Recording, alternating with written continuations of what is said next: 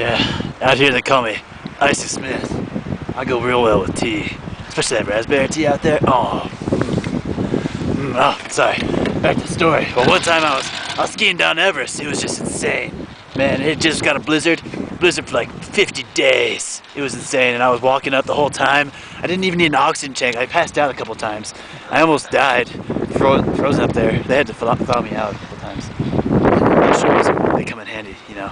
Anyway, yeah, we got up to the top, and I'm like, you know what? I'm gonna ski down. They're like, that's not a good idea, Mike. Or Icy McGee, as they like to call me. That's not a good idea, man. You shouldn't do that. I'm like, well, boy, I'm skiing down this mountain. Where are you gonna get skis? So I decided I grabbed the nearest two trees. They're kind of far down the mountain because, you know, we're way above the tree line. So I hiked down to the trees. I went to hike back up because, you know, I got skied all the way down the mountain. I carved them out at the trees for 30 days, 30 nights. Not quite 40 like the flood. Not quite there. So I started skiing down.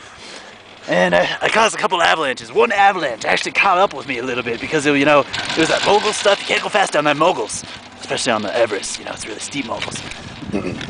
So then the avalanche caught me, and I rolled up into a giant snowball. I was rolling down. I don't even know how fast I was going because I was inside a snowball. Good thing I had to hold my breath for like 10 minutes or an hour.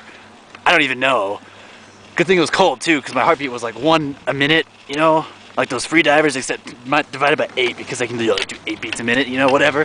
And then, so the snowball's rolling down, then it hits a rock. And I go, I'm flying out all hardcore like it. I'm like, but I'm spinning really fast, you see. And unfortunately, I caught my skis to where they actually resembled helicopter blades. I thought it'd be cool because, you know, helicopters fly really well. I thought, good air. Well, I did get good air, but unfortunately, I was getting good air like a helicopter. Good thing I've been used to the G's all my life. So I just helicoptering down this mountain, and I was like, whoa! I land, and then this one's like, I'm like, what the hell are you saying? Turns out I was in India. End of story.